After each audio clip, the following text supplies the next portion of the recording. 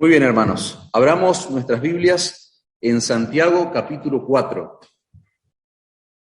La carta de Santiago, capítulo 4, versículos 6 al 10, va a ser la porción de texto que vamos a estudiar hoy. La porción se llama Humillados ante el Señor, es el título del mensaje de esta tarde. Es interesante esta porción que tenemos por delante, hermanos, que vamos a leer a continuación, porque encontramos en la porción completa, que arranca del versículo 1 hasta el versículo 10, vamos a descubrir que hay una confrontación de la realidad del corazón humano, pero también la porción que nosotros nos vamos a enfocar específicamente, hay una consolación frente a esta dura exhortación que hace Santiago en su carta. Santiago está destinándole esta carta a creyentes que son judíos y que están dispersos por la persecución que había de los creyentes en ese momento, pero estos creyentes tienen la particularidad, repito, que son judíos, no son gentiles, y a esa gente le destina a Santiago esta carta, y en el capítulo 4 él aborda la triste realidad del corazón humano y de esa inclinación que tiene nuestro corazón hacia amar este mundo. Y a su vez, él va a hablar en esa porción de texto acerca de la necesidad continua de acercarnos a Dios, la necesidad continua de ir a Dios en humildad. Por eso el título de este mensaje, ¿no? Humillados delante del Señor. En los versículos 1 al 5 del capítulo 4 de Santiago, se plantea lo que ocurre. Él va a mostrarle a estos creyentes lo que ocurre, lo que pasa cuando las pasiones, los deseos desenfrenados de nuestro corazón están fuera de control. Él le va a mostrar a los creyentes cómo se ven afectadas las relaciones personales, la comunión con Dios, inclusive la relación con el mundo que nos rodea. Y me gustaría, como parte de la introducción, leer esos versículos. Dice el versículo 1, ¿de dónde vienen las guerras y los pleitos entre ustedes? Dice, ¿no es de vuestras pasiones las cuales combaten en vuestros miembros? Fíjense cómo él ya le está mostrando la gravedad de la condición del corazón humano. Dice, codician y no tienen, matan y arden de envidia y no pueden alcanzar. Dice, combatís y lucháis, pero no tenéis lo que deseáis, porque no pedís, dice Santiago. Pedís y no recibís, porque pedís mal para gastar en vuestros deleites. Y el versículo 4 está considerado como uno de los más duros del Nuevo Testamento, porque Santiago a creyentes le va a decir almas adúlteras. La lenguaje actual lo traduce como ustedes, los que no aman a Dios, es lo que está diciendo Santiago. Es fuerte, es duro lo que está diciendo el calificativo que él está dando a estos creyentes. Dice, ¿no saben ustedes, almas adúlteras, no saben que la amistad del mundo es enemistad contra Dios? Cualquiera pues que quiera ser amigo del mundo se constituye enemigo de Dios.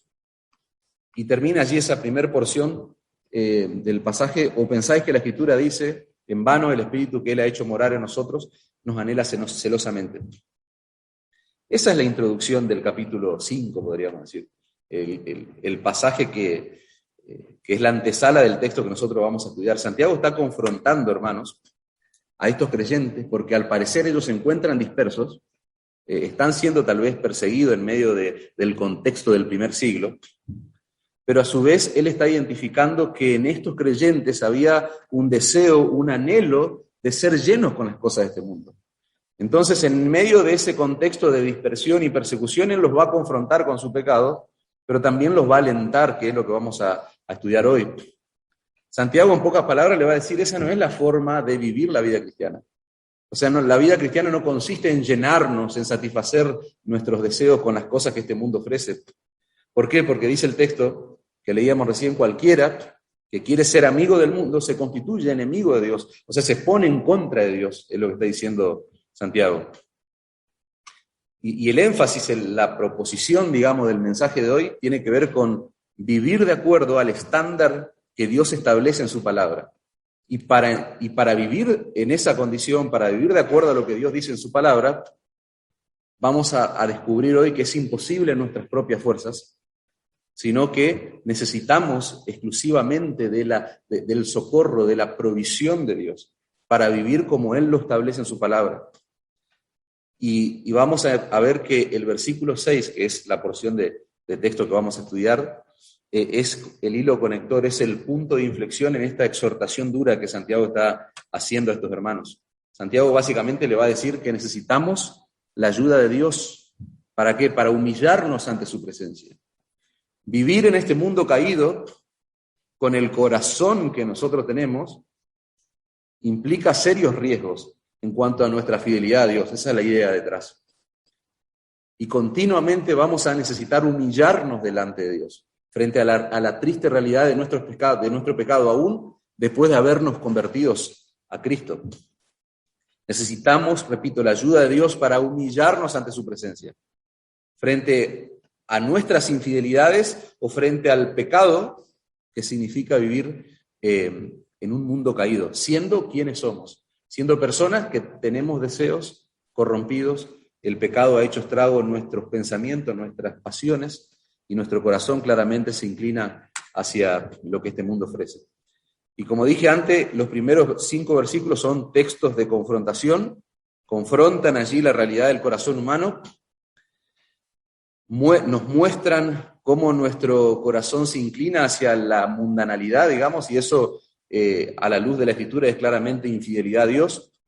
Pero el verso 6, hermanos, hasta el versículo 10, nosotros encontramos una porción de texto que nos va a traer consuelo, que nos va a reconfortar, porque a partir del verso 6 Santiago muestra todo lo que necesita el hombre, todo lo que necesita la persona para reconciliarse con Dios frente a su infidelidad, frente a su pecado.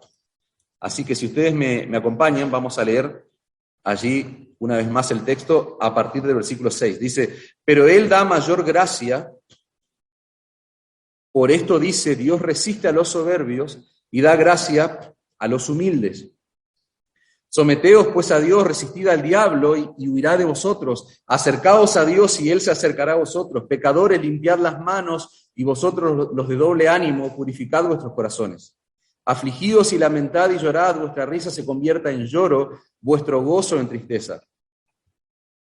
Humillaos delante del Señor y Él os exaltará. Termina allí la porción de texto. Santiago le está mostrando a estos creyentes, hermanos, que sin la gracia de Dios, fíjense, hay un pero ahí, que es clave. Santiago viene haciendo un desglose triste de la realidad del corazón humano, pero, dice el texto, pero Él da mayor gracia. Ahí hay un punto de inflexión, hermanos. Sin la gracia de Dios es imposible llegar lejos, es lo que está diciendo Santiago en otras palabras, en ese camino de reconciliación con Él. Sin la gracia de Dios es imposible. Es imposible hacerlo en nuestras fuerzas, dice el texto. Él da mayor gracia. Por eso dice, Dios resiste a los soberbios y da gracia a los humildes, dice el versículo 6. Fíjense cómo nosotros identificamos un cambio radical en el tono de las palabras que Santiago viene trayendo en la porción de texto. En el verso 4, yo les decía, está una de las amonestaciones más duras del Nuevo Testamento. Almas adúlteras. Ustedes los que no aman a Dios, ¿por qué? Porque están en amistad con el mundo, y eso automáticamente los constituye enemigos de Dios, le está diciendo Santiago. Sin embargo, en esa misma línea de pensamiento, en esa misma porción de texto, nosotros encontramos una verdad que trae consuelo al alma del pecador, una verdad que trae restauración, es estimulante. ¿Qué es estimulante? Pero Él, dice Santiago, Dios da mayor gracia, dice el texto.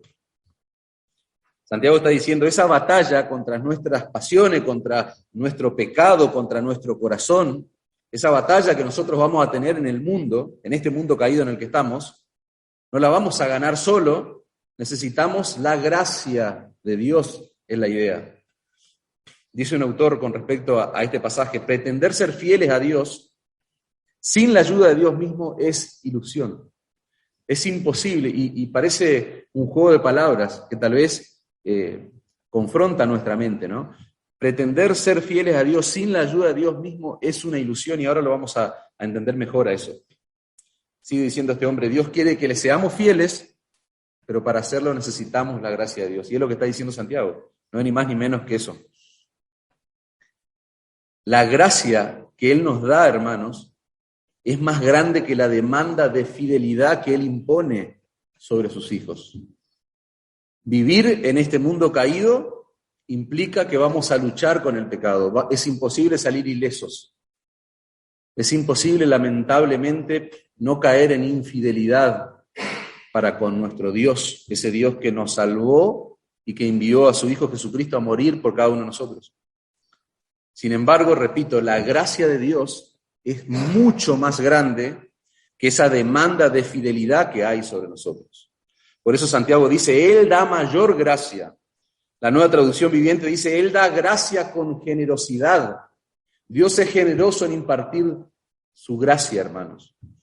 La demanda de fidelidad que Dios exige es grande, pero su gracia es mayor. Hay una canción que dice así, o parecido.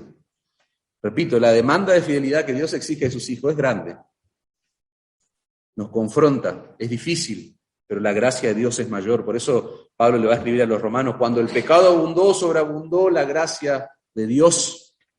Y eso es lo que vamos a celebrar hoy, esa gracia que fue demostrada allí en la cruz del Calvario. Dios aplastando allí a su Hijo por pecadores como nosotros que no merecíamos nada. Por eso la salvación es por gracia. Dios está mostrando allí en la cruz un amor que vos y yo no merecíamos. Y eso debe traer humillación a nuestro corazón, a nuestra mente. Eso debe humillarnos delante del Señor. Eso debe traer consuelo a la vez. Si vos te concebís a vos mismo como un pecador que necesita continuamente de la gracia de Dios, de la reconciliación, trabajar en nuestra reconciliación con el Señor. Nosotros vivimos en un mundo corrupto, hermano, en un mundo corrompido. Y decíamos en la introducción, vivir de acuerdo al estándar que Dios establece en su palabra va a ser una tarea compleja, va a ser una tarea difícil porque nosotros somos débiles, pero ahora estamos viendo que el Señor está trayendo consuelo a nuestro corazón. ¿Por qué? Porque Él nos da de su gracia para poder vivir como Él lo demanda. Él nos da de su gracia, hermanos. Es la gracia de Dios lo que hace posible que pecadores como vos y como yo podamos ir corriendo a Jesucristo, clamando por misericordia y perdón y que nuestros pecados sean absolutamente perdonados. Repito, que nuestros pecados sean absolutamente y completamente perdonados, que todos nuestros pecados sean perdonados. ¿Qué hace posible eso? La gracia de Dios, hermano. Si vos te arrepentiste, si vos estás en este lugar y te arrepentiste de tus pecados y creíste en la obra de la cruz, creíste en Jesucristo como Señor y Salvador, dice la Escritura que tus pecados fueron perdonados y limpiados con la sangre de Cristo. Conforme, dice Pablo en Efesios 1:7, conforme a las riquezas de su gracia, que son infinitas. ¿Te das cuenta el impacto que tiene la gracia de Dios en pecadores como nosotros? Fíjense que en nuestro texto hay una advertencia sumamente fuerte. Dice, Dios resiste a los soberbios. Fíjense cómo dice el texto completo, lo leemos. Él da mayor gracia. Y ahora trae una advertencia seria. Santiago dice, Dios resiste a los soberbios y da gracia a los humildes. La soberbia, hermano, y el orgullo son enemigos de la gracia de Dios. Eso es algo que nosotros debemos tener grabado a fuego en nuestro corazón, porque nuestro corazón es orgulloso, nuestro corazón es soberbio. Nunca vamos a ser fieles a Dios, hermano, en el poder de nuestra fuerza, en la autosuficiencia. ¿Por qué? Porque en la autosuficiencia del creyente abunda la soberbia, hermano, abunda el orgullo.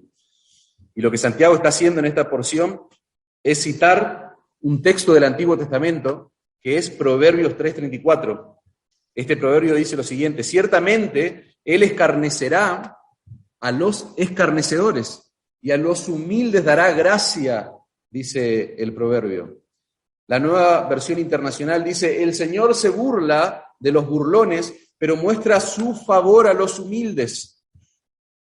Muchos estudiosos de la Escritura, muchos teólogos inclusive, que han estudiado este pasaje que estamos nosotros exponiendo, creen que esta porción de texto de Proverbios 3:34 era una declaración muy conocida en la iglesia primitiva porque la vamos a encontrar que en muchas de las cartas del Nuevo Testamento se usa. Santiago la está usando aquí en nuestro texto, Pedro la va a usar también allí, va a citar esta porción del Antiguo Testamento en su primera carta, en el capítulo 5, versículo 5, dice: igualmente, jóvenes, estad sujetos a los ancianos y todos sumisos unos a otros, revestidos de humildad, porque Dios resiste a los soberbios y da gracia a los humildes. Fíjense qué nivel de aplicaciones tenía en las distintas áreas de la iglesia esta expresión y esta realidad de que la soberbia y el orgullo son enemigos de la gracia de Dios, hermanos. Esa palabra resistir que aparece en 1 de Pedro y que aparece en nuestro texto, da la idea de una persona que se coloca frente a frente en una lucha con otra persona. Esa es la idea que hay detrás de la palabra resistir. Y para que vos tengas una noción de esto, una ilustración puede ser, ¿viste esas películas de época, llamémosle, que están allí, que hay ejércitos o naciones que se enfrentan a otras? Viste que es común ver en ese tipo de películas ejércitos enfrentados entre sí, donde hay una serie de gritos, de guerra, de barullo, exposiciones de armas y demás, con la idea de impresionar al ejército enemigo. Bueno, esa es la idea de esa palabra resistir. Lo que Santiago está diciendo es que el soberbio, que pretende hacer las cosas a su manera, sin someterse a la voluntad de Dios, lo que está haciendo es resistir, se está enfrentando con Dios, está entrando en una batalla contra Dios. ¿Por qué? Porque Dios se le coloca enfrente, dice, es la idea. Al soberbio Dios se le coloca enfrente. Dice el autor, el soberbio no tiene en cuenta a Dios, cree que no lo necesita, no se quiere someter a los principios de Dios, sino que prefiere tener amores con el mundo y dar satisfacción y rienda suelta a sus apetitos y placeres, dice este hombre. Tiene a Dios por enemigo, y esa es la realidad del orgulloso y del soberbio. Está en enemistad contra Dios, está en una batalla contra Dios. Y Dios nos guarde de estar en un lugar semejante. Horrenda cosa es estar en una batalla con Dios, hermano. Dios tiene un problema personal con los soberbios. Dios aborrece la soberbia y el orgullo, y es lo que nos muestra la palabra de Dios. Los pecados, hermanos, los pecados, cualquiera sea el tipo, la forma, el molde, el color del pecado, nosotros sabemos que son un obstáculo en nuestra comunión con Dios. Pero el orgullo, hermano, nos pone a pelear contra Dios. Esa es la idea del texto. Esa es la idea de nuestro pasaje. El orgullo nos pone en una confrontación con Dios. El Salmo 138, versículo 6 dice: porque Jehová es excelso y atiende al humilde, pero al altivo mira de lejos. Fíjate el contraste que hay en la Escritura entre el soberbio y el humilde. Dice, Jehová está dispuesto, el Señor está dispuesto a atender al humilde, aquel que se humilla ante su presencia. Pero al altivo, al soberbio, al orgulloso lo mira de lejos. Dice el lenguaje actual: Dios mío, tú estás en el cielo, pero cuidas de la gente humilde. En cambio, a los orgullosos los mantienes alejados de ti. Isaías 2:17, la altivez del hombre será abatida, dice el texto bíblico, y la soberbia de los hombres será humillada, y solo Jehová será exaltado en aquel día. Tremendo. La altivez será abatida, la soberbia será humillada.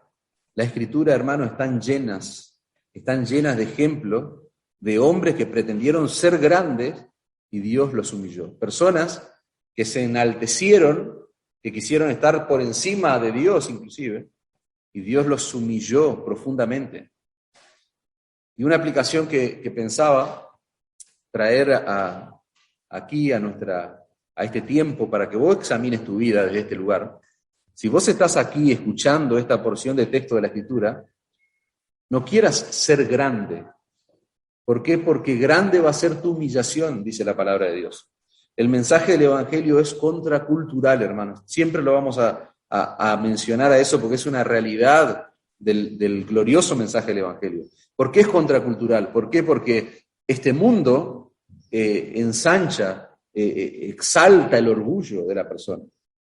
Pero el mensaje del Evangelio atenta contra nuestro orgullo. El mensaje del Evangelio es ofensivo, ofende nuestra mente, ofende nuestro orgullo. Nosotros necesitamos decir las palabras que dijo Juan el Bautista en Juan 3:30. Él debe tener cada vez más importancia, dice el lenguaje actual, y yo tenerla menos. Dice la Biblia de las Américas, es necesario que Él crezca y que yo disminuya. ¿Dónde ves orgullo en esa expresión? No, todo lo contrario. Necesitamos menguar, sería la idea, dice la Reina Valera, para que Él pueda crecer. Ver a la luz de la Escritura, hermano, cómo Dios trata con la soberbia de los hombres, eso tiene que ser una lección para nuestro corazón, para ese corazón que tiene una inclinación hacia este mundo. Dios confronta la insolencia de los hombres, hermano. Dios aborrece el orgullo, decíamos, la soberbia, la altivez, lo vimos recién allí a la luz de la Escritura. ¿Y saben qué? Muchos de nuestros pecados, lamentablemente, mal que nos pese, muchos de nuestros pecados tienen como raíz el orgullo en nuestra vida. Y nadie, ninguno de los que estamos acá está exento de esto. Por eso Dios está hablándonos a todos, desde el más pequeño hasta el más grande. Nosotros tenemos que aprender de los ejemplos que encontramos en la Escritura, hermano, y no necesariamente de la experiencia. Hay una filosofía, en términos de madurar y de crecer, hay un pensamiento que a veces invade a los creyentes y que tiene que ver con aprender en base a prueba y error. No nos va a alcanzar la vida, hermanos, para aprender en base a prueba y error, a equivocarnos y aprendo, no. Tenemos que aprender claramente de la Escritura, tenemos que aprender de los ejemplos que encontramos en la palabra de Dios.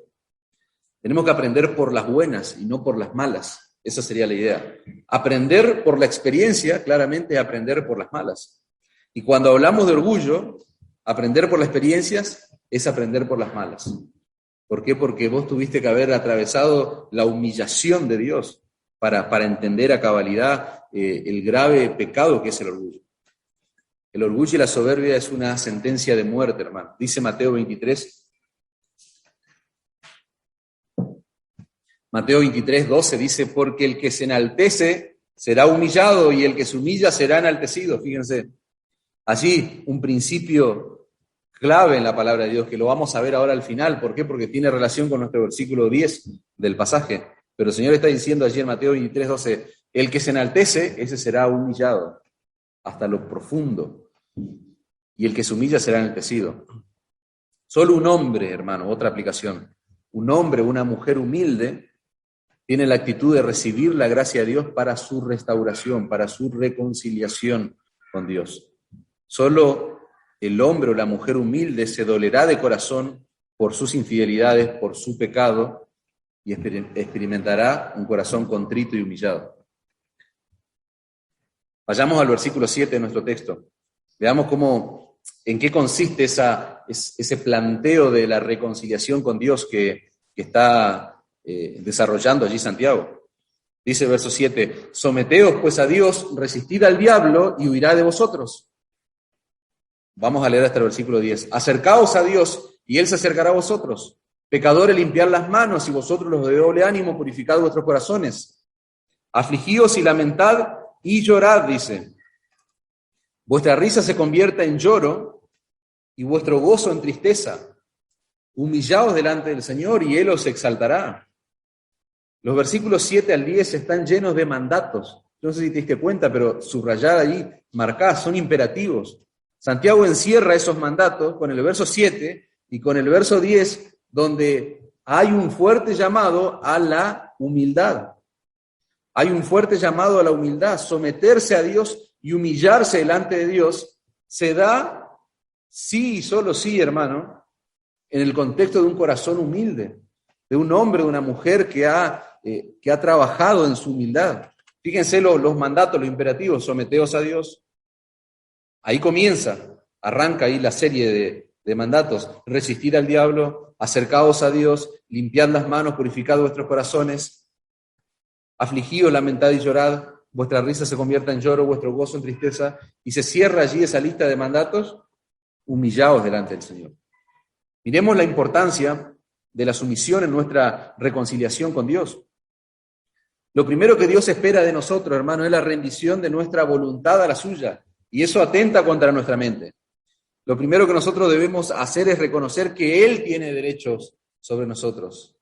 ¿Se acuerdan cuando hablábamos la autonomía hace algunos meses atrás? No existe ese concepto de autonomía en el creyente. El creyente depende de la palabra de Dios, depende de los principios que Dios ha establecido en su palabra para vivir cada área de su vida. A nuestro orgullo le encanta la independencia, hermano, pero nuestro texto dice, someteos, sumisión, someteos a Dios. Y someterse a Dios significa ponerse de manera completa bajo su señorío, es la idea. Significa ponerse de manera completa bajo el gobierno irrestricto de nuestro Señor. Es comprometerse a obedecerle a Él bajo cualquier circunstancia, en cada área de mi vida. Y hay una diferencia entre lo que es sumisión y obediencia, porque en la obediencia nosotros estamos llamados a hacer lo que hay que hacer. Si Dios dice, hace esto, nosotros no estamos llamados a cuestionar eso. Al contrario, estamos llamados a cuestionar lo que este mundo nos dice que hagamos. Estamos llamados a cuestionar lo que un hombre dice que yo debo hacer. Pero no estoy llamado a cuestionar lo que Dios dice que yo tengo que hacer. Simplemente tengo que obedecerlo, y eso es obediencia. Pero la sumisión, hermano, es un acto voluntario. Esa es la idea, donde yo voluntariamente someto mi vida a otro. En este caso a Dios, voluntariamente. Yo someto mi vida, esa es la idea, esa es la distinción entre obedecer y sumisión. Dejar áreas de mi vida, de mi corazón, reservadas para mí mismo, yo manejo estas áreas, yo las acomodo de cierta forma, eso no es sumisión a Dios. La sumisión a Dios, repito, es ponerse bajo el completo señorío de Cristo. La verdadera sumisión a Dios está dispuesta a dejar que Dios diga lo que está bien y lo que está mal en mi vida. Y eso a nosotros muchas veces no nos gusta, porque nos gusta a nosotros tener el gobierno sobre algunas áreas, pero la sumisión consiste en dejarle a Dios obrar en mi vida. El ejemplo supremo de sumisión lo vemos, hermanos, en la obra de la cruz. Dios, el Hijo, sometiéndose a la voluntad perfecta de Dios el Padre. Dice el Señor allí en Lucas 22:42, Padre, si quieres, pasa de mí esta copa, pero que no se haga mi voluntad, sino la tuya. Y el Señor Jesucristo no está hablando de otra cosa más que la copa de la ira de Dios, la copa que Él iba a experimentar allí en la cruz del Calvario. La ira de Dios está sobre el hombre pecador, está sobre el pecado y el hombre pecador. Eso es lo que nos enseña la palabra de Dios. Pero el Señor Jesucristo propició esa ira al morir allí en la cruz, al entregar su vida en la cruz por nosotros. Santiago habla, después de la sumisión, habla de resistencia. Dice, resistir al diablo, dice el texto. Cuando un creyente decide voluntariamente someterse a Dios, el diablo va a interferir en esa sumisión. El diablo va a interferir en nuestra comunión con Dios. La Escritura dice que el diablo es el enemigo de nuestras almas y su meta máxima, hermanos, va a ser que seamos infieles a Dios. Su meta máxima va a ser seducirnos a tal punto de que amemos este mundo y no amemos al Señor. El orgullo de tu corazón, el orgullo por dentro, dice un autor, y el diablo por fuera, son dos enemigos letales de nuestra comunión con Dios. Recién hablábamos del corazón orgulloso del hombre. Bueno, ahora Santiago habla de ese enemigo número uno que tienen los creyentes, y que tristemente no somos conscientes todo el tiempo de eso. Pero nuestro corazón orgulloso y las acechanzas del diablo van a atacar nuestra sumisión, nuestra comunión, nuestra relación con el Señor. Por eso estamos llamados a resistir firmes. Dice Efesios 6:11, vestidos de toda la armadura de Dios para que podáis estar firmes contra las acechanzas del diablo. Esa palabra estar firmes deriva de la palabra griega que se traduce como resistir al diablo en nuestro texto. Y da la idea de una persona que está en una posición de la cual nadie la puede mover. Una persona que está afirmada, está anclada en un lugar donde no se puede sacar a esa persona de ese lugar. Esa es la idea. Y es lo que la palabra de Dios nos dice, resistid al diablo, manténganse firmes. 1 Pedro 5:8 dice, sed sobrios y velad, porque vuestro adversario el diablo, como león rugiente, anda alrededor buscando a quien devorar. Y ahí aparece otra vez la palabra, al cual resistir firmes en la fe. Al cual resistir firmes en la fe. Efesios 4:27, no den lugar al diablo. ¿Se dan cuenta de las advertencias que encontramos en la palabra de Dios en cuanto a esta resistencia que nosotros debemos ofrecer? Algunas aplicaciones con respecto a esto, hermano. No podemos echarle la culpa al diablo por nuestros pecados. pero sí es muy cierto, hermanos, que Él está detrás de muchas de las cosas que pasan en nuestra vida. El diablo es un enemigo tan, pero tan cruel, hermano, tan malvado, que hasta se atrevió a tentar al Señor Jesucristo. Nosotros el testimonio que encontramos allí en el Nuevo Testamento. Él quiso provocar a Cristo mismo. Imagínate si no lo va a hacer con nosotros. El diablo está detrás de muchas discusiones y peleas en nuestro hogar.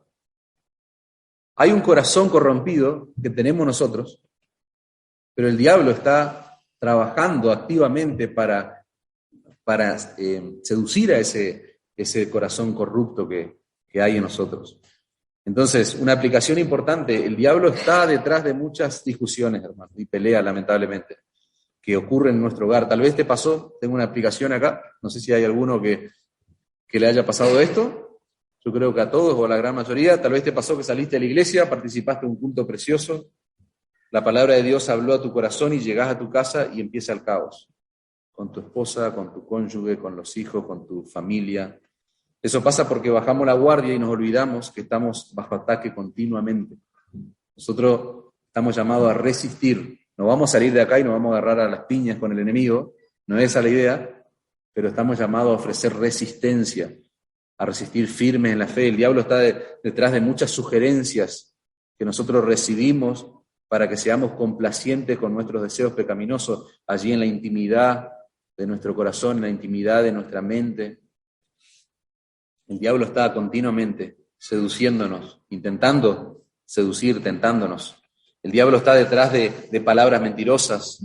El diablo está detrás de la indiferencia, de la dejadez, de la apatía hacia la palabra de Dios, hacia la oración. Hay una carne que es real, nuestra naturaleza, que lucha contra estas virtudes, estos hábitos piadosos, pero también hay ataques detrás del enemigo. Dice un autor, no estamos obligados a seguir las sugerencias del diablo. Ceder ante la tentación no tiene que ser un patrón en nuestra vida. Si ofrecemos la debida resistencia, podemos esperar el cumplimiento de la gran promesa que tenemos en nuestro pasaje. Huirá de vosotros. Resistid al diablo y el diablo huirá de vosotros, dice el texto. El diablo huye frustrado, hermano, cuando se encuentra con un creyente determinado a hacer la voluntad de Dios. Esa es la idea.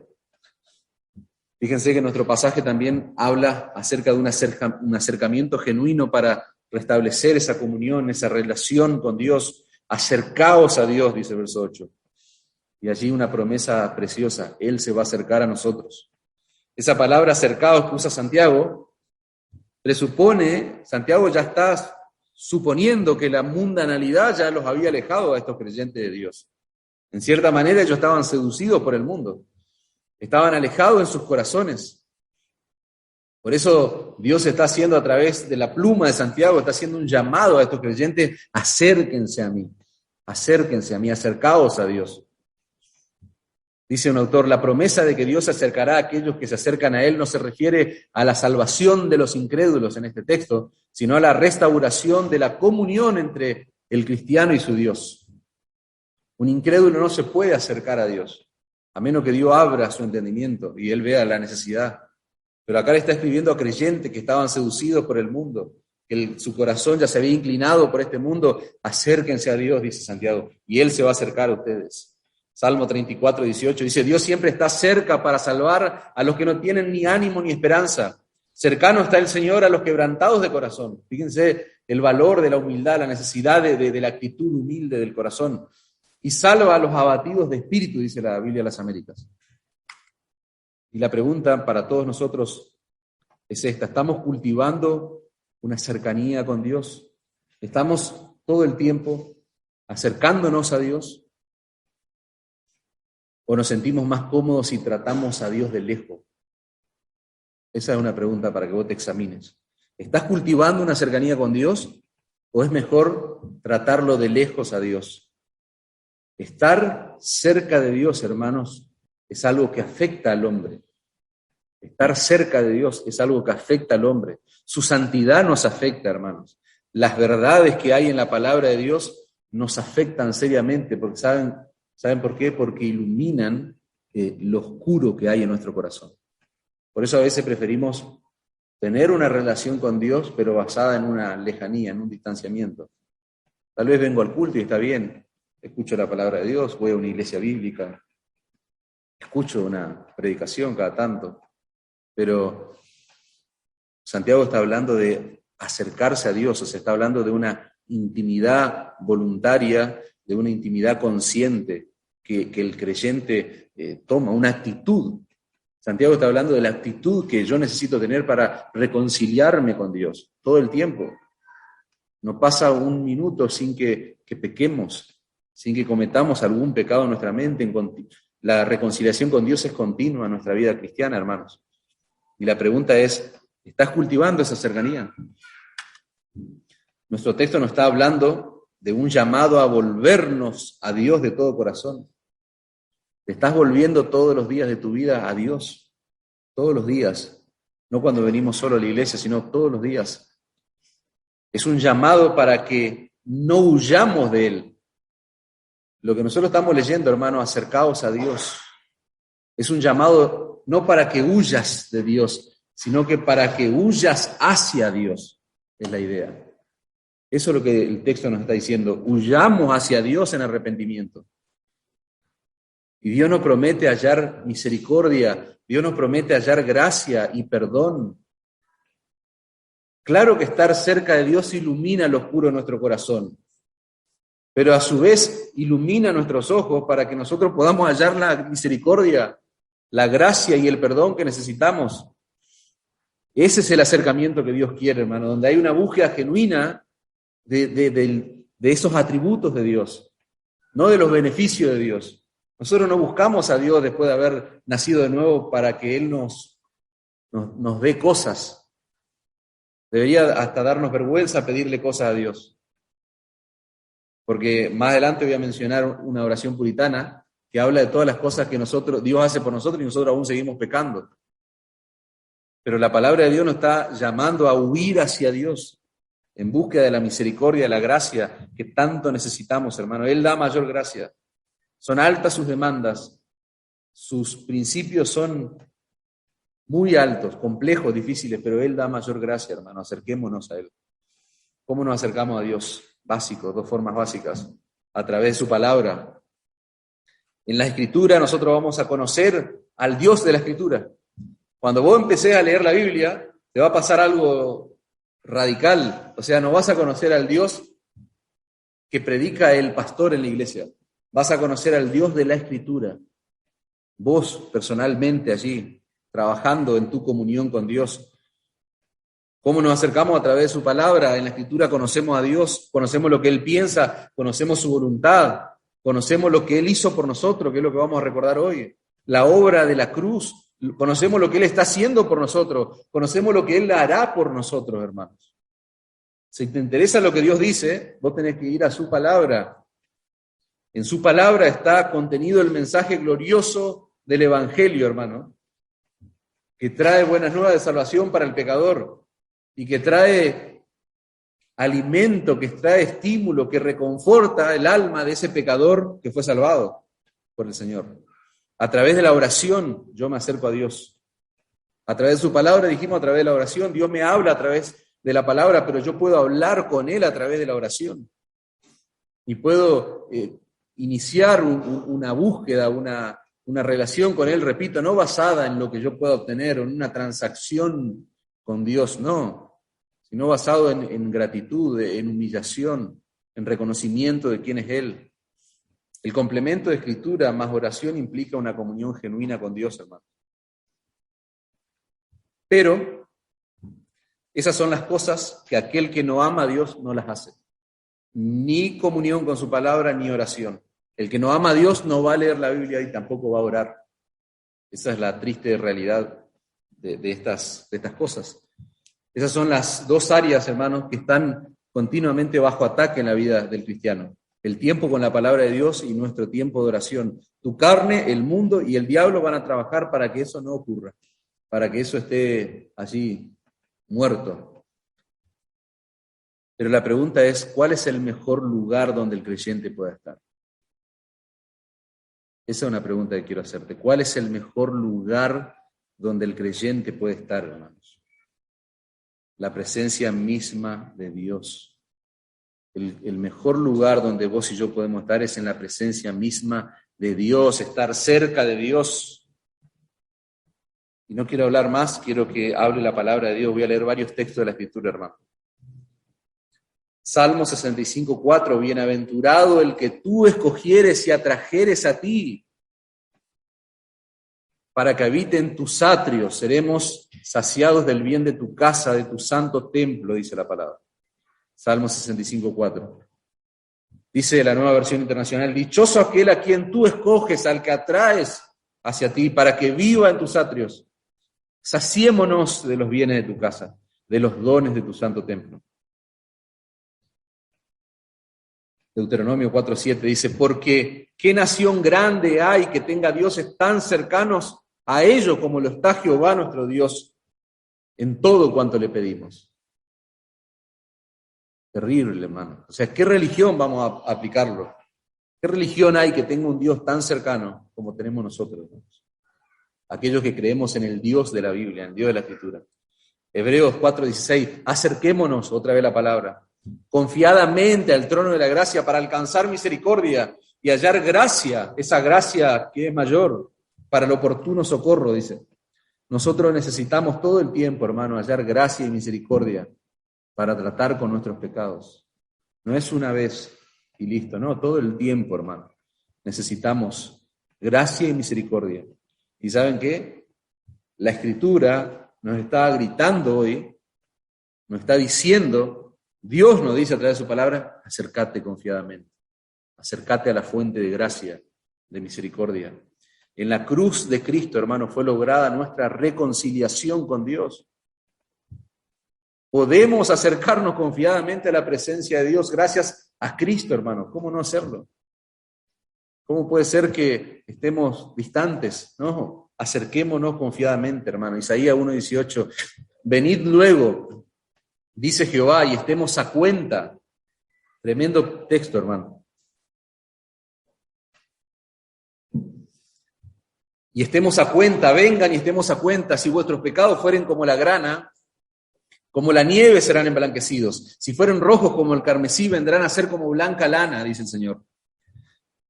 Oseas 14:1, vuelve, oh Israel, a Jehová tu Dios, porque por tu pecado has caído. Llevad con vosotros palabras de súplica y volved a Jehová. Dice, y decidle, quita toda iniquidad, acepta el bien y te ofreceremos ofrendas de nuestros labios. O sea, la palabra de Dios mostrándonos, hermano, cómo debemos acercarnos a Dios. Dice la lenguaje actual, el mismo texto, Oseas 14:1 y 2, Israel, Israel, tu maldad te ha hecho caer, arrepiéntete y regresa a tu Dios. Ante Él, con esta oración, Dios mío, tú eres bueno, perdona nuestros pecados y acepta nuestras alabanzas. Dios quiere que nos volvamos a Él, hermanos. Es el grito de la palabra de Dios, una y otra vez, volvernos a Él, para sanar nuestro corazón, para sanar nuestra alma, para sanar nuestra mente. Ese es el tierno llamado que Dios hace a sus hijos en las páginas de la Biblia, hermanos. Lo único que le pido al Señor, dice el salmista en el Salmo 27:4, lo que más anhelo es vivir en la casa del Señor todos los días de mi vida, deleitarme en la perfección del Señor y meditando dentro de su templo. Precioso. Dios mío, solo una cosa te pido, solo una cosa deseo. Déjame vivir en tu templo todos los días de mi vida para contemplar tu hermosura y buscarte en oración. Nosotros, hermanos, tenemos que orar así. Tenemos que pedirle al Señor que Él aumente nuestro amor por Él, nuestro deseo de estar con Él. Esa es la intención que tiene Santiago con estos creyentes. Que estos hombres se puedan acercar, estas mujeres se puedan acercar, que Dios ponga ese deseo, esa pasión por estar en su presencia. Si no tenemos deseo de estar con Dios es porque algo anda mal. Hay algo que anda mal en nuestra vida. Las palabras que identifican a un verdadero creyente son estas. Salmo 42:1, como el ciervo brama por las corrientes de las aguas, así clama por ti, oh Dios, el alma mía. Mi alma tiene sed de Dios, del Dios vivo. ¿Cuándo vendré y me presentaré delante de Dios? Se pregunta el salmista.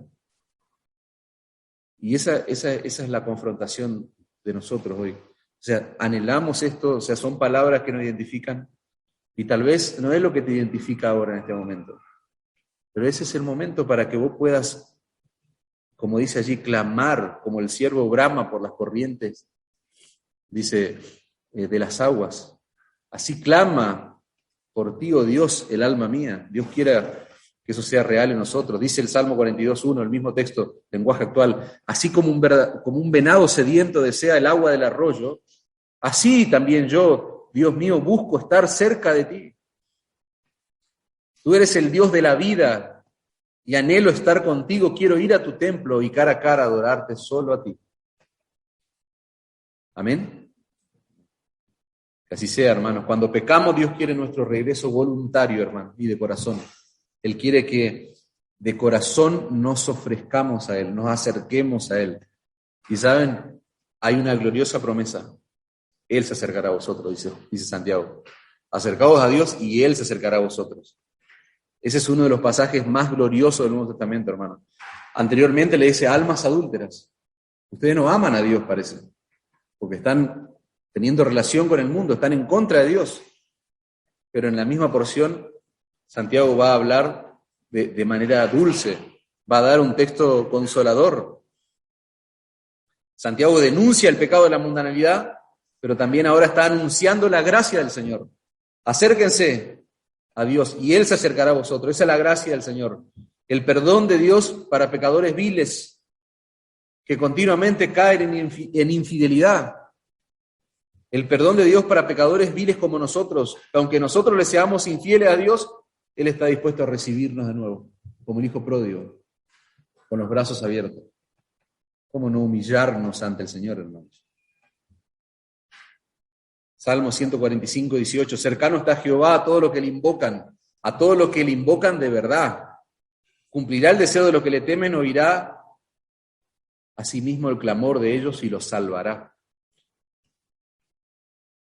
Jeremías 29:12, me invocaréis y vendréis y oiréis a mí, y yo oiré a ustedes. Y me buscaréis y me hallaréis, porque me buscaréis de todo vuestro corazón y seré hallado por ustedes. Si estás lejos de Dios, si estás en enemistad con Dios, si tu corazón está lejos del Señor, este es el llamado de Dios para vos. Acércate, dice la palabra, acércate a Dios. Hoy es el momento para hacerlo y Él se acercará a vos. Santiago habla de purificación, fíjate. Si vamos a reconciliarnos con Dios, tenemos que purificar nuestros corazones, purificarnos. Dice verso 8, pecadores, limpiad las manos, y vosotros los de doble ánimo, purificad vuestros corazones. Anteriormente yo les conté que Santiago le está hablando, le está destinando esta carta a creyentes que son judíos, y estos creyentes, como judíos que son, ellos entienden perfectamente todo lo que tiene que ver con los rituales de lavamiento, de purificación, cuando alguien era considerado inmundo, cuando alguien tocaba un animal inmundo, cuando alguien cometía algún pecado puntual, había rituales, según lo que dice el Antiguo Testamento, donde se dan indicaciones precisas para que el pueblo judío pueda purificarse de toda la contaminación, ¿no es cierto? Y Santiago, en cierta forma, lo que está haciendo ahora con ese pasaje es hacer un paralelismo con esos rituales para ilustrar lo que ocurre cuando el creyente empieza a tener contacto con el mundo, a amar este mundo, a ir su corazón hacia los deseos de este mundo. Santiago está diciendo que en nuestro caminar por el mundo nosotros nos vamos a ver afectados, nos vamos a ver sucios, sería la idea, y vamos a necesitar purificarnos, vamos a necesitar limpiarnos. No podemos pasar por este mundo sin mancharnos, dice un autor, sin que este mundo nos afecte. Y la manera en cómo, la pregunta es, ¿cómo podemos ser limpios de las manchas de este mundo? Claramente dijimos, le estamos hablando a creyentes, Santiago le está hablando a creyentes, a personas que se han arrepentido de sus pecados, que tienen a Cristo como Señor y Salvador, pero que ahora se encuentran en una situación, un distanciamiento de parte de Dios. Y la idea es que esta gente pueda limpiar sus manos, que puedan limpiar las manchas de su corazón y de su mente afectada por el mundo a través de la palabra de Dios, a través de las Escrituras. Por eso nosotros siempre decimos, que para ser una iglesia sana, donde el pecador pueda encontrar reconciliación, donde el pecador pueda renovar su mente y su corazón, es imprescindible la predicación fiel de la Escritura. Porque esa es la manera en que los creyentes pueden renovar continuamente su entendimiento. Nuestro corazón naturalmente se inclina al mundo, decíamos antes. Y si no renovamos continuamente nuestro entendimiento con la palabra de Dios, nosotros claramente vamos a terminar, como les pasó a estos creyentes, en una amistad con el mundo, enemistados con Dios. Vamos a terminar pensando como el mundo, si no exponemos nuestra vida a la renovación continua de nuestro entendimiento a través de la Escritura. Vas a terminar pensando como el mundo, hablando como el mundo, vistiéndote como el mundo, oliendo a mundo. Esa sería la idea. Y nosotros estamos en este lugar, pero no pertenecemos a este lugar, claramente. Por eso Santiago propone una especie de, podríamos decir, una purificación externa e interna. Dice, pecador, limpiad las manos. Él está haciendo alusión a los rituales de purificación del Antiguo Testamento. Y vosotros los de doble ánimo, fíjense que ahí ya se mete en otra área de la vida del creyente, purificad vuestros corazones, purificación interna. Una purificación externa y una purificación interna. Los creyentes judíos, repito, a los cuales va destinada la carta, conocían muy bien el Salmo 24. Ellos están entendiendo claramente lo que Santiago le está diciendo. Porque el Salmo 24 dice, ¿quién subirá al monte de Jehová? O sea, ¿quién podrá ir a la presencia de Dios? ¿Quién estará en su lugar santo? El limpio de manos y puro de corazón. El limpio de manos y puro de corazón. Cuando Pablo escribe su carta, la segunda carta a los Corintios, capítulo 7, versículo 1, dice, así que, amados, puesto que tenemos tales promesas, limpiémonos de toda contaminación de carne y de espíritu, perfeccionando la santidad en el temor de Dios. Primera de Juan, capítulo 3, versículo 1, habla de una esperanza que tiene el creyente. Y dice Juan, mirad cuál amor nos ha dado el Padre, mirad el amor de Dios, para que nosotros, o sea, pecadores como nosotros, seamos llamados hijos de Dios. Por esto el mundo no nos conoce, porque no le conoció a Él. Amados, dice Juan, ahora somos hijos de Dios, y aún no se ha manifestado lo que hemos de ser, pero sabemos que cuando Él se manifieste, seremos semejantes a Él, porque le veremos tal como Él es.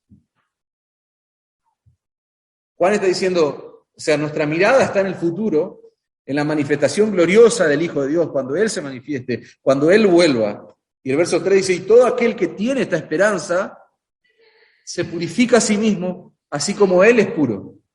Fíjate, estamos hablando de la necesidad de purificación, de limpiar nuestras manos, de purificar nuestros corazones. Y Juan está diciendo, el que tiene la esperanza gloriosa del Evangelio, se está purificando a sí mismo, hermano.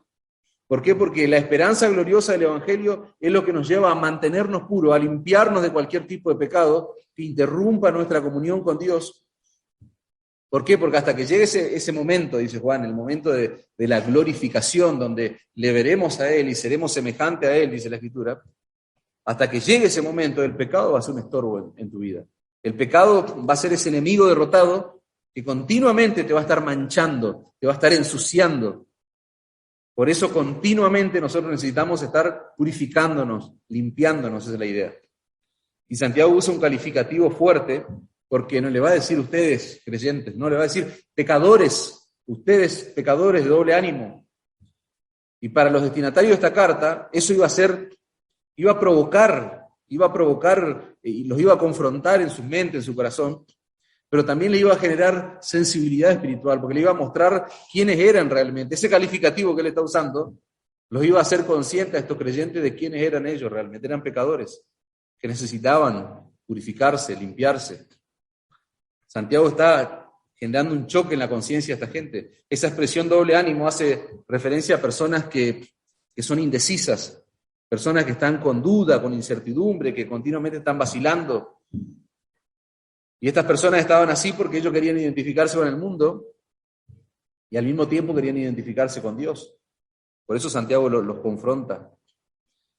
Y lo que les pasa a estos creyentes, hermanos, repito, no es ni más ni menos que lo que les pasa a los creyentes de este siglo, de esta generación. Es lo que le pasa a los creyentes de nuestros días. Las iglesias están repletas de de creyente, de gente que simpatiza con Dios, pero también quiere simpatizar con este mundo. Y el único pequeño o gran detalle o gran dilema es que Dios y la filosofía de este mundo no simpatizan para nada. O por eso o sos frío o sos caliente. O es blanco o es negro. Y Dios es contundente. O sos frío o sos caliente, porque al tibio, dice la Escritura, yo lo vomitaré de mi boca. Sigamos avanzando en el texto, versículo 9, fíjense, hay un llamado contundente al arrepentimiento. ¿Vos te vas dando cuenta? Hay como una especie de proceso, hay como una especie de procedimiento que Santiago está haciendo. Dice, acercaos a Dios, Él se acercará a vosotros, limpiad las manos, pecadores, limpiad las manos, vosotros los de doble ánimo. Está confrontando a esta gente resistida al enemigo, veíamos antes. Y ahora en el verso 9, Santiago va a llamar al arrepentimiento a esta gente, va a decir, afligidos y lamentad y llorad. Y vos me decís, ¿dónde está la palabra arrepentimiento ahí? Dice, afligidos, lamentad y llorad, vuestra risa se convierta en lloro y vuestro gozo en tristeza, dice el verso 9. Todas esas calificaciones que menciona Santiago nos habla de un arrepentimiento genuino, no está explícitamente la palabra, pero él está haciendo un llamado al arrepentimiento genuino por los pecados de infidelidad en contra de Dios. Dicen autores, el arrepentimiento real no es solo teórico, sino también emocional y afecta a toda a la persona, a toda la persona en sí, todo el ser de la persona. Por eso Santiago habla de aflicción, de lamento y de llanto. Está hablando de cuestiones que tienen que ver con las emociones, con los sentimientos, con el corazón del hombre. En el mundo evangélico, hermano, de nuestros días, se ha perdido o se ha distorsionado la seriedad en las cosas que verdaderamente son importantes, son trascendentes. Lo superficial se trata con seriedad y lo serio se trata con superficialidad. Y eso pasa en nuestros días.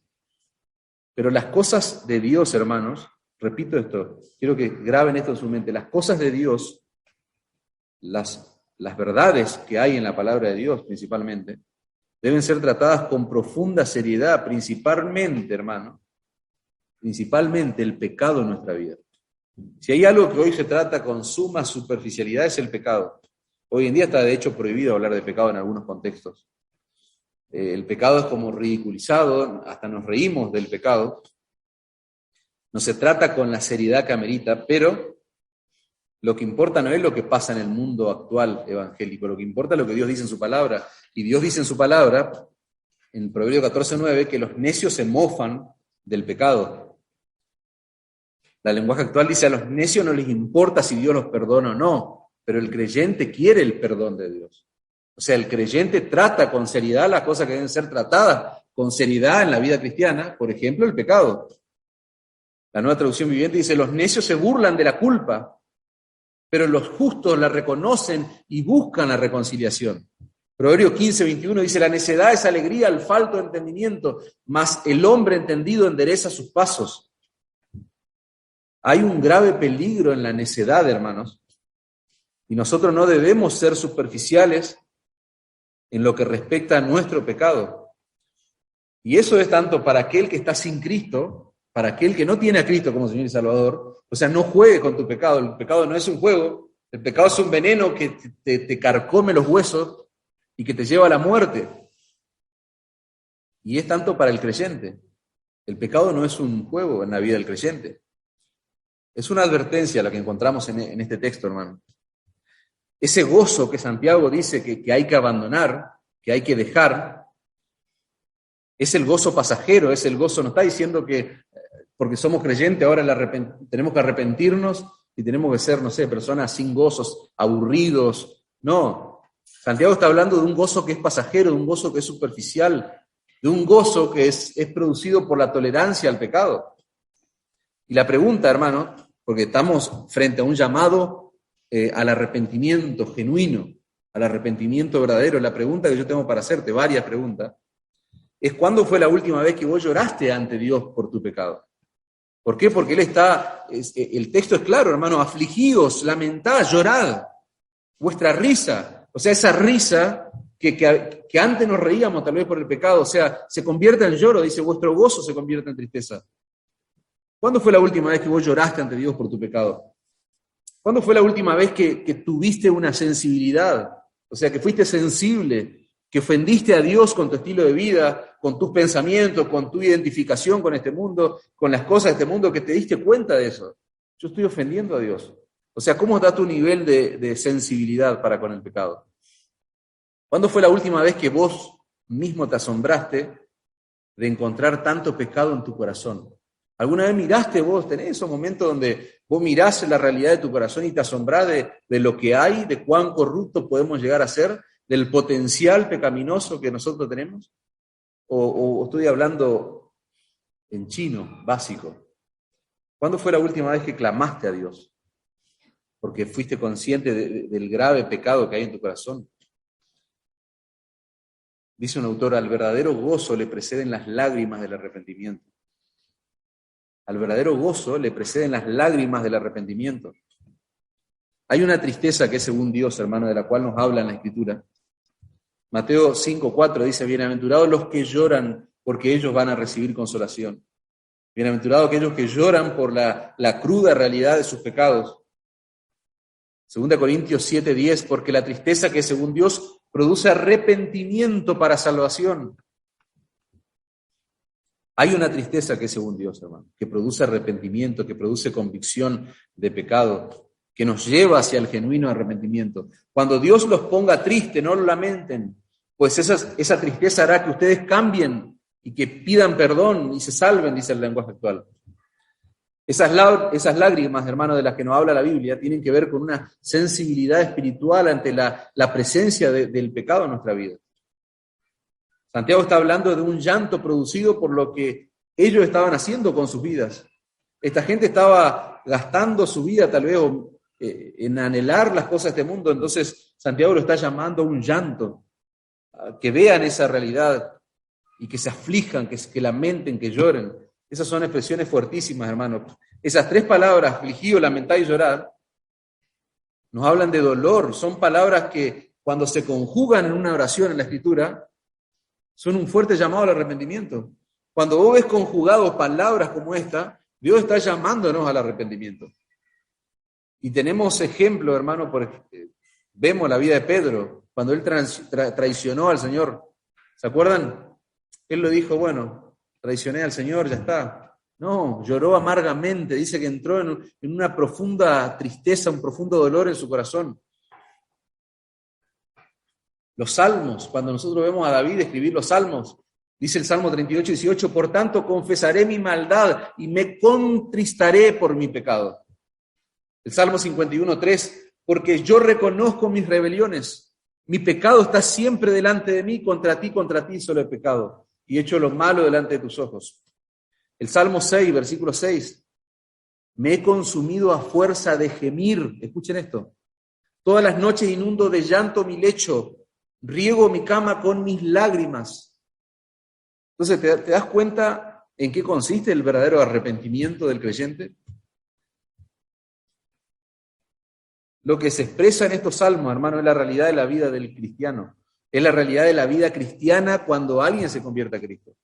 El pecado ya no le es indiferente.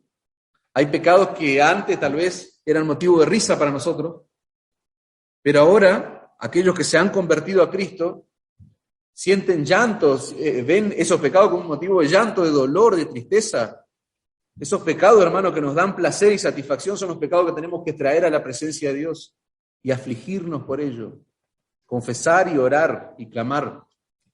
Siempre recomiendo un libro que se llama El Valle de la Visión, de oraciones puritanas. Lo pueden buscar en internet con ese nombre y lo van a encontrar. Allí un PDF, no es extenso, pero yo les animo a que lo hagan, aquellos que no lo tienen. Alguna vez creo que lo compartimos en un grupo.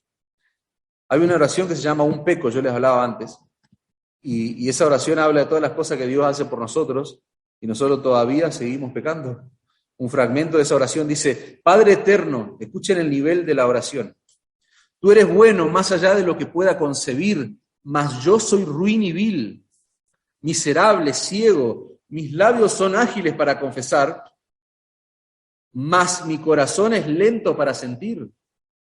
y mis caminos reacios a enmendarse. Te entrego mi alma a ti para que la quiebres, para que la hierbas, curves y modeles. Desenmascara para mí las deformidades del pecado, dice esta oración, para que yo pueda odiarlo, aborrecerlo y huir de él. Y termina así diciendo esta oración: trabaja en mí para que haya profundo y permanente arrepentimiento. Así tenemos que orar, hermano. Que Dios trabaje en nosotros para que haya profundo y permanente arrepentimiento. Dice, dame la plenitud de la aflicción piadosa que tiembla y teme. La plenitud de la aflicción no tiene lógica humana. Haz que a través de las lágrimas del arrepentimiento yo pueda ver más claramente el brillo y la gloria de la cruz salvadora. Nosotros necesitamos lágrimas, hermano, para que nos limpien los ojos y podamos ver la gloria de la cruz. Otra oración dice de este libro: oh Señor, tengo un corazón salvaje, dice, bajo la convicción de tu espíritu aprendo que mientras más hago, peor soy. Mientras más conozco, menos conozco. Mientras más santidad tengo, más pecador soy. Mientras más te amo, más necesito de ese amor. Oh, qué miserable hombre soy. Otra se titula, perdón, termino acá, pero me encantan estas oraciones, hermano. Otra se titula Arrepentimiento continuo. Y fíjense que de lo que habla este autor, habla de que yo necesito arrepentirme hasta de mis arrepentimientos. Y si hay algo que nos tiene que hacer reconsiderar hoy la palabra de Dios es que evalúes tus arrepentimientos, a ver si no necesitas arrepentirte aún de esas cosas por las cuales te arrepentiste antes. Esta oración termina diciendo: concédeme que nunca pierda de vista la excesiva malignidad del pecado, la excelente justicia de la salvación, la superior gloria de Cristo, la grandiosa belleza de la santidad, la gran maravilla de la gracia. Qué hermoso, hermanos. Y la pregunta es, ¿nosotros oramos así? Necesitamos aprender a orar, hermanos. Necesitamos aprender a direccionar nuestro corazón a Dios. Dios quiere que tengamos un corazón que sienta profundo dolor por el pecado. Y lo último que vemos allí, que menciona Santiago en el versículo 10, fíjense que Santiago encierra, dijimos, esa lista de mandatos, de imperativos. Humillaos delante del Señor y Él os exaltará. Santiago anteriormente está haciendo un llamado profundo, contundente al genuino arrepentimiento. Ahora está haciendo un llamado profundo a la humildad. Es imposible arrepentirse si no hay humildad, si no hay un corazón humilde, hermanos. Humillarse significa reconocer nuestra pobreza espiritual, reconocer que necesitamos la ayuda, el socorro de Dios. No se trata de una humildad forzada, sino de una entrega y una aflicción voluntaria. De eso nos habla humillaos delante del Señor. Y fíjense, no es delante de un hombre. Nuestra humillación debe ser delante de Dios, delante del Señor. 1 Pedro 5:6 dice: humillaos pues bajo la poderosa mano de Dios, para que Él os exalte cuando fuere tiempo. Fíjense, hermano, humillación y exaltación. Qué cosa rara para la mente. Humillaos delante del Señor y Él os exaltará. Y esa es la verdad del Evangelio, hermano. El Señor Jesucristo se humilló hasta lo sumo y fue exaltado por Dios el Padre. Y una relación con Dios centrada en el Evangelio nos lleva a eso, a la humillación hasta lo sumo. Nosotros debemos pedirle al Señor que nos dé un corazón correcto para humillarnos delante de su presencia. Y hay un principio, hay una verdad inalterable en la Escritura. Él los exaltará, dice. Él los va a exaltar cuando ustedes se humillen. Y dice un autor, ese es un principio inalterable. Y alguien dijo, cuando las estrellas se conviertan en ceniza, todavía ese principio seguirá vigente. O sea, cuando todo este mundo desaparezca, todavía esto va a seguir siendo verdad, hermano. El que se humilla será exaltado. Amén.